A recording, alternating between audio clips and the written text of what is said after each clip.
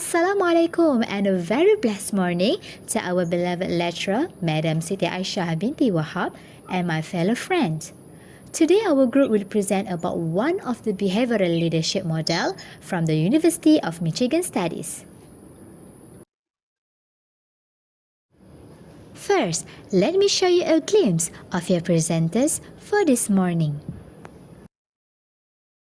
Hi, Assalamualaikum. My name is Muhammad Irshad, and today I would like to present about the introduction of Michigan Leadership Study.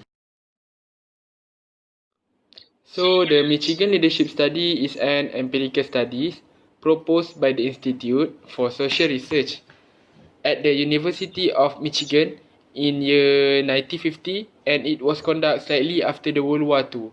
So the objective of this study is to identify the principle of types of leadership styles that led to greater productivity among workers. So what is the difference between empirical research and theoretical research?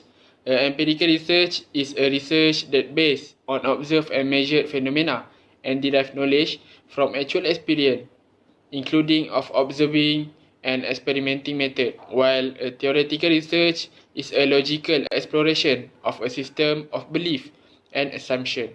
This type of research based on theorizing. So the Michigan Leadership Study examined at high and low performing teams and found that the leaders had one of the opposite leadership style, which is production oriented, neutral or general, and lastly it was employee oriented.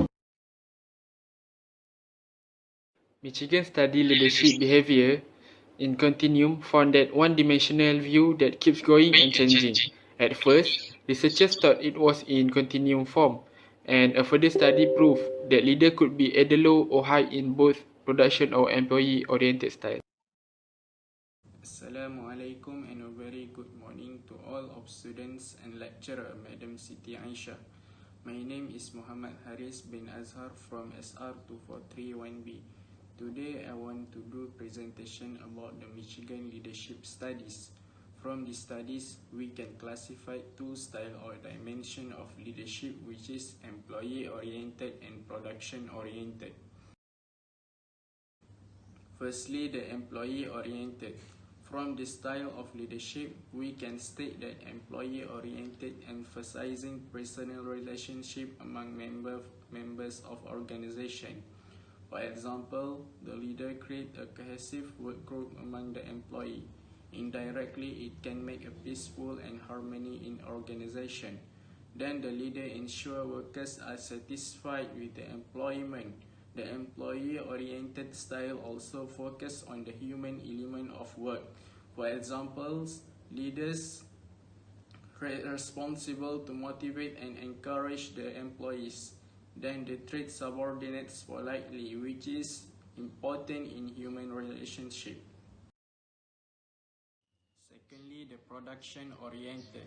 From this style of leadership, we can state that production-oriented emphasizing on task accomplishment. They pay careful attention to the work employees. They make a straight rule, tough and a rigid working standard to the employee. They suppose that employees are means to complete production. Then production-oriented just focus on technical element of employment, which is workers' knowledge and skill to be preferred or priorities. Production-oriented suppose employees are considered as tools to solve the task and accomplish goal. They not treat the workers as human beings and bad attitude. For example, the employer ordered workers to solve the task by hook or by crook. Assalamualaikum warahmatullahi wabarakatuh. My name is Nur Aizishma Haris and I'm from Group 4. So I want to share what Michigan studies identify two critical characteristics of effective leaders, which are task-oriented behavior and relationship behavior. What makes a good leader? Okay, let's see from task-oriented behavior. First, create roles and highlight tasks clearly. Depending on the structure of an organization, team leaders may play a role in managing a certain group. The way they perform their duties can have substantial impact on the productivity and success of their team. For example, a manager and communicator both include discussing strategies with a team and giving direction to complete tasks. Second, ensure deadlines are met and jobs are complete. To be an effective leader, deadlines are most important for helping achieve a goal. Being able to finish tasks on time is crucial to organizational productivity and effective time management.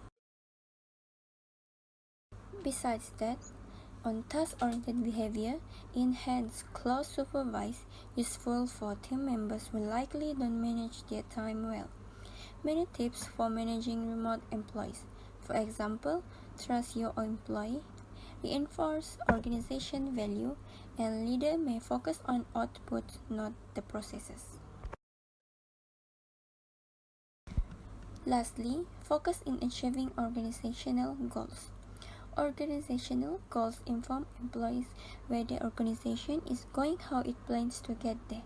When employees need to make difficult decisions, they can refer to the organization goals for guidance. Goals promote planning to determine how goals will be achieved. Now, let's see from relationship-oriented behavior. Firstly, energizing employees. Leaders must energize their employees to make their contribution important and valued, feel appreciated, and enjoy coming to work. For example, by celebrating somebody in the team for good work will motivate others to reach the same kind of relative success. Next, create mutual bonding. When we bond each other, we can build trust and understanding that allows us to lean on one another in ways we cannot lean on others, such as leader be supportive and focus employees' needs and give in rewards, and leaders also must be responsive. After that, in relationship-oriented also can draw on positive work environment. A positive working environment promotes employee safety, growth, and a goal attainment. These environments are most conducive to a successful workforce as they encourage employees to perform to their highest ability.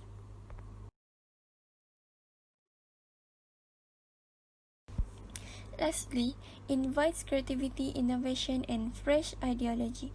Creative leadership drives productivity and fosters success in a company. Creativity is one of the most important qualities of a modern business leader. A good leader supports their employees as they strive for greatness by setting achievable goals, providing tools for success. The leader's job is to lead by example and encourage positive change. Hi, my name is Muhammad Syabihuddin bin Sazali. Okay, I want to talk about characteristic of ineffective leader. It is only the hot-tempered managers that cause the failure of the organization. Task-oriented behavior. First is micromanaging. This situation will cause less comfort to employer as they are constantly monitor and provide less satisfaction in work to them. Second is accelerate employer burnout. In this situation, the worker is considered a tool to achieve their goal by giving the employer to work overtime. Blocking employers' motivation and passion. Number 4 is ignore employer feedback. Like someone told the leader but he did not take any action. Number 5 is tension work environment. Like a leader always push them to produce the best product every day. And the last one is higher employers turnover rate. Next, relationship-oriented behavior. Number one, create blurring line between manager and subordinate.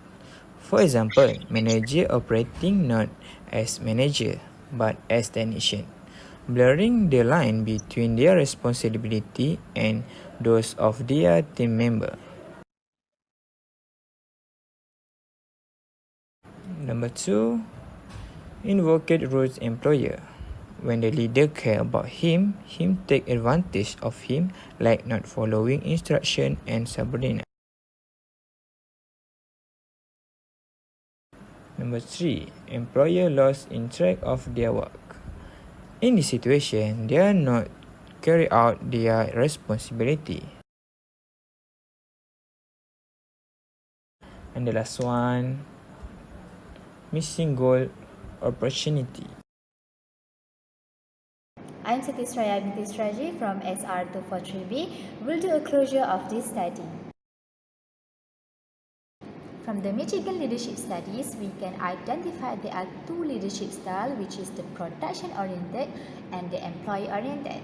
Both of them increasing performance, we can see, but from the perspective of employee-oriented, we can see there are decreasing of the absenteeism, which is the practice of staying away from doing the work or the task given. Maybe some of sort, the worker just came to the office, punched the attendance, but absent for the whole day. Who knows, right?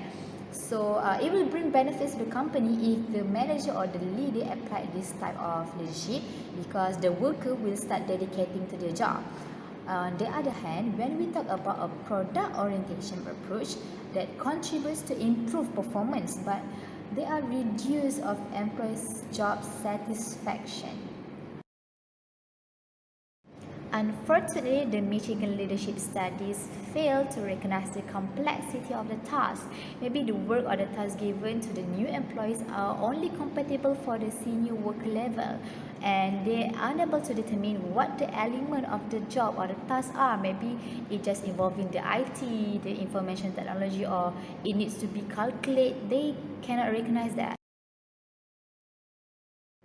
The result of this study shows that neither production-oriented behavior or the employee-oriented are applicable to all circumstances. No, that not applied like that.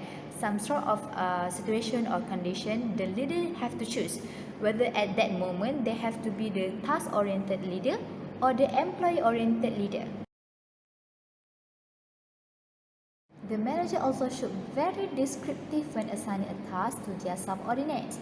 The detail must be precise so that the worker can allocate resources easily and they can minimize upcoming problems. Managers also can exchange thoughts with subordinates to consider their point of view, which will allow them to understand workers' views.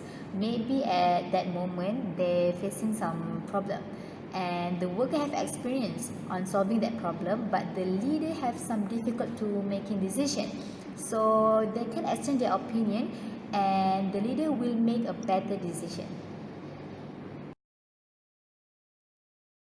Now here we are, Jing Jang. The most effective style was the leader. Now here we are, Jing Jang. The most effective style was the leader with high employee-oriented behavior will bring.